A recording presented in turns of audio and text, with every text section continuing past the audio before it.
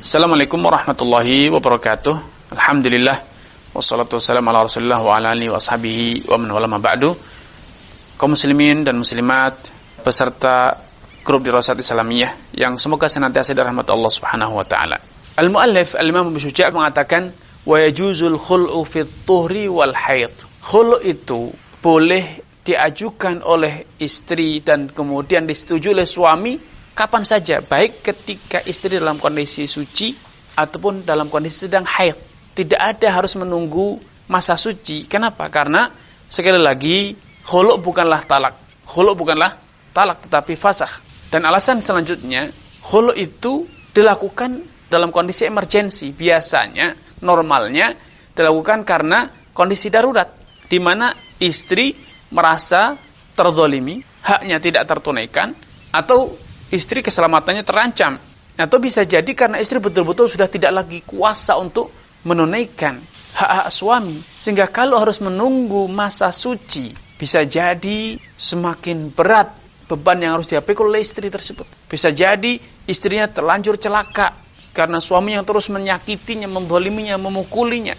Maka dalam kondisi ini, karena ini merupakan solusi emergensi, khulu' itu boleh ditunaikan spontan. Kapanpun ada kesepakatan untuk mengakhiri pernikahan dengan tebusan, maka boleh dilangsungkan tanpa harus menunggu waktu tertentu. Dan analisa ini didukung oleh praktek khulu' yang terjadi di zaman Nabi. Ketika Sahlah bintu Suhail mengadu kepada Nabi SAW bahwa dia tidak lagi mampu menahan rasa benci kepada suaminya yang telah menyakitinya, maka spontanitas Nabi memanggil suaminya, Thabit ibn Qais ibn Syammas, untuk kemudian memberikan saran kepada Thabit agar Thabit merestui keinginan istrinya untuk mengakhiri hubungan pernikahan melalui proses tebusan, tanpa terlebih dahulu mempertanyakan apakah Sahlah bintu Suhail dalam kondisi suci atau dalam kondisi haid.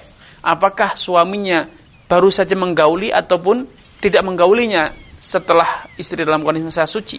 Namun Nabi langsung memberikan arahan kepada Thabit, Iqbalil hadiqa wa talika tatlika. Wahai Thabit, terimalah kembali mas kawinmu berupa ladang yang pernah kau berikan dan tinggalkan istrimu.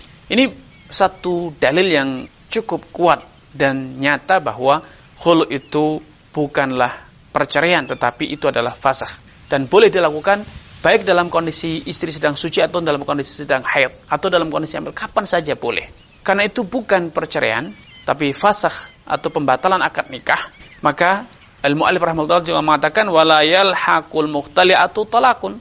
Kalau sudah terjadi khulu', maka status istri betul-betul sebagai orang asing, tidak ada hubungan sama sekali, sehingga suami tidak lagi bisa menjatuhkan perceraian. Karena sejak kesepakatan dan istri membayar tebusan, hubungan antara mereka telah berakhir sama sekali. Berbeda dengan perceraian, kalau suami menceraikan satu kali, maka istri akan menjalani masa iddah.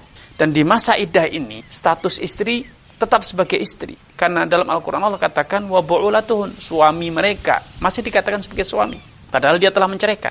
Sehingga ketika masa iddah, suami masih bisa punya kewenangan untuk kembali menjatuhkan cerai kedua. Saya ceraikan lagi kamu, padahal dia baru saja menjalani atau sedang menjalani masa iddah. Ini perceraian ya. Tetapi dalam khulu' tidak mungkin. Kalau sudah kesepakatan, ya silahkan kembalikan mas kawin saya, atau berikan saya sekian rupiah, berikan saya harta ini ataupun itu, maka silahkan kamu pulang ke orang tuamu. Baik, kesepakatan. Maka sejak itu hubungan mereka betul-betul berakhir dan suami tidak punya akses apapun kepada mantan istri. Tidak lagi bisa menceraikan, tidak punya kewajiban, tidak punya hak.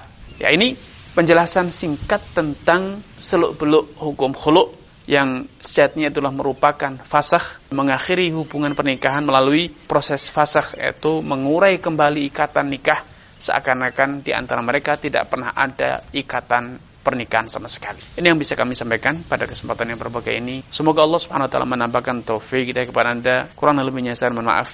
Bila taufiq hidayah. Wassalamualaikum warahmatullahi wabarakatuh.